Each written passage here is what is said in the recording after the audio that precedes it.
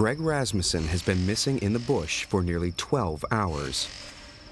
Although he's survived the worst day of his life, his worst night is still to come. The contractions have died down now. And I thought about my life.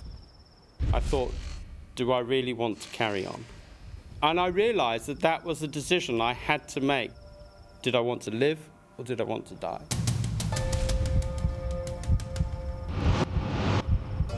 And I thought, well, I've had a good life. I was suddenly, for a very short period of time, I was at total peace with myself. I realized that I had it in me, the power to just switch off and just let myself go. And then I suddenly thought, but there's a hell of a lot more I can do. And from that second, it was like, right, the fight is on. At that point, there was just such a kick in me that it was like, I'm going for it, and I'm going to make it. And I'm not going to, if I do die, I'm going to die fighting this right to the bitter end. As night falls, the search party returns to base. But Greg's friend Peter Blinston carries on looking. The night comes on very quickly in Africa. Darkness kind of overtakes you. But I was trying to picture how terrifying, really, it would be, even for somebody like Greg. Knowing what's out there, knowing the predators are going to start to become more active, and is now lying there very vulnerable. You would almost wish that he were dead, and not have to face a night like that.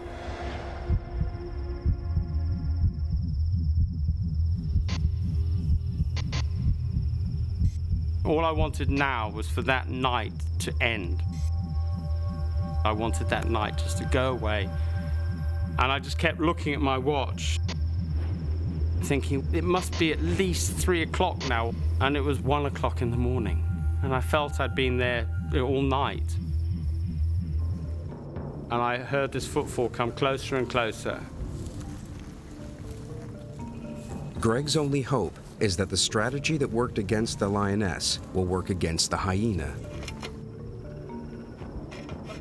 I knew I had to do it at the very, very last possible moment.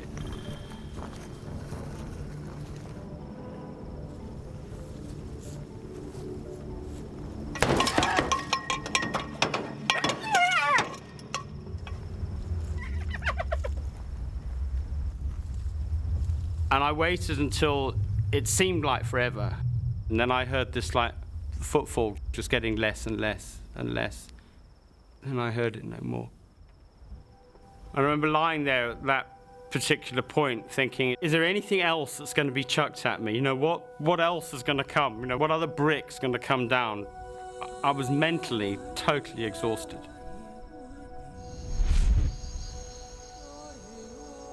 Peter spends a sleepless night. Just before dawn, the search party gets ready to resume the search.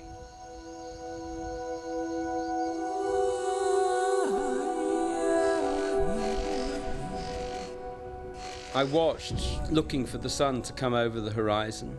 It was an amazing experience. I suddenly felt wonderful, like I was being bathed in light and heat and warmth. I felt secure for a moment.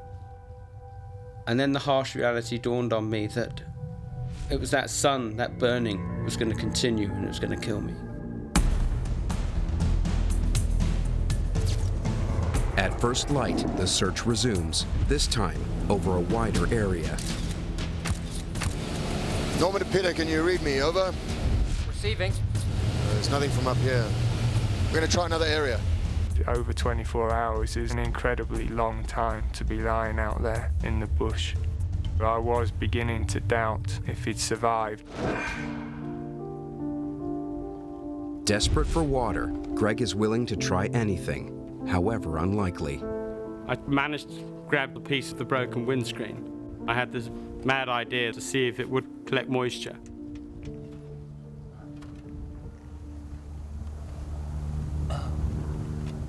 And then I heard this plane.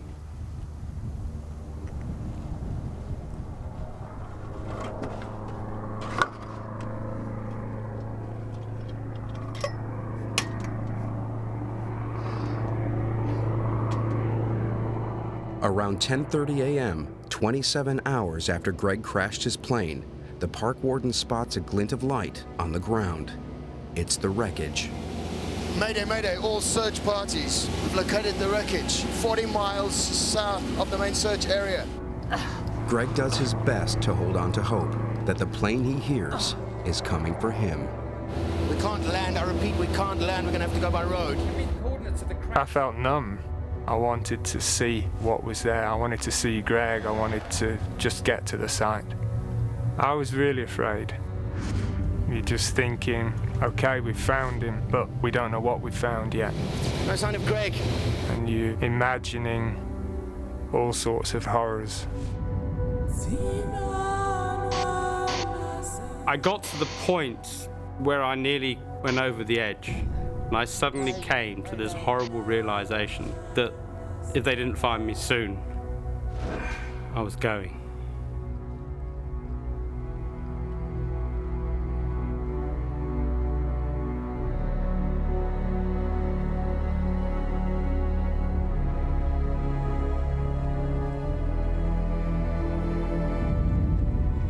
And then I heard these footfalls.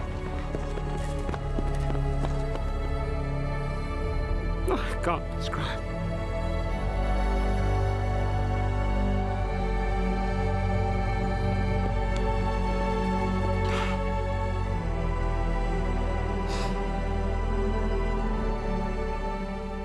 Of course, I knew what footfalls those were.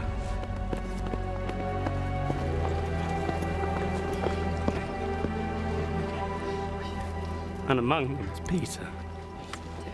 And I suddenly looked and I couldn't believe it, that was him. I couldn't even speak to anybody, and people were just saying what happened, and I just had to say, wing, stall, and that's all I could say. He just looked at me and tried to smile. And I was just like he's alive, you know, he's alive. I can't, but this is, you know, how it's incredible. How can he be alive? It was really overwhelming. He'd survived. And it was sort of affirmation of my belief in him. Greg wouldn't give up. He was too stubborn. The feeling that I wasn't going to die was just indescribable. All my fighting over the last day and a half had been worth it. And someone put their hand on my shoulder and said, "You're in safe hands now." I'd fought this and I'd won.